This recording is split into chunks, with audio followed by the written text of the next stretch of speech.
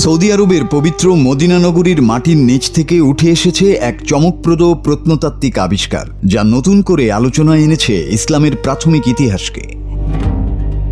Medina মুনাওয়ারের অদূরে আল মাহাদ নামের একটি পাহাড়ি এলাকায় খনন কাজ চলছিল প্রাচীন নিদর্শন অনুসন্ধানের জন্য। হঠাৎ করেই মাটির নিচ থেকে উদ্ধার হয় বড় আকৃতির একটি পাথর। এটি কোনো সাধারণ পাথর ছিল না, এর গায়ে খোদাই করা ছিল প্রাচীন আরবি হিজাজি লিপি।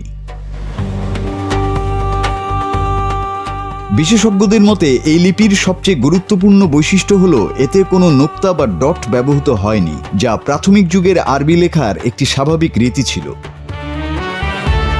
পরে যখন গবেষকরা শিলালিপিটির পাঠোদ্ধার করেন, তখন তারা বিস্মিত হয়ে যান। পাথরের গায়ে পাওয়া যায় ইসলামের দ্বিতীয় খলিফা হযরত ওমর রাদিয়াল্লাহু তাআলা আনহুর নাম।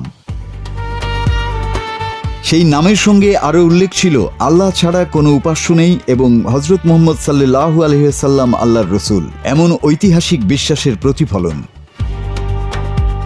14 শতাব্দীরও বেশি সময় ধরে মরুভূমির বুকে চাপা পড়ে থাকা এই শিলালিপি এখন গবেষকদের কাছে অত্যন্ত গুরুত্বপূর্ণ এক ঐতিহাসিক প্রমাণ হিসেবে বিবেচিত হচ্ছে। প্রকৃতির কঠোরতা, সময়ের ধ্বংসাত্মক প্রবাহ সবকিছুকে অতিক্রম করে আজও অক্ষত এই নিদর্শন যেন মনে করিয়ে দেয় ইসলামের শুরুর যুগের ইতিহাস কতটা গভীর ও সমৃদ্ধ।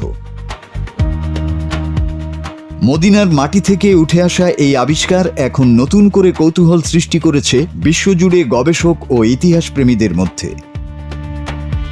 মাসুদ হাসান, বাংলা টিভি।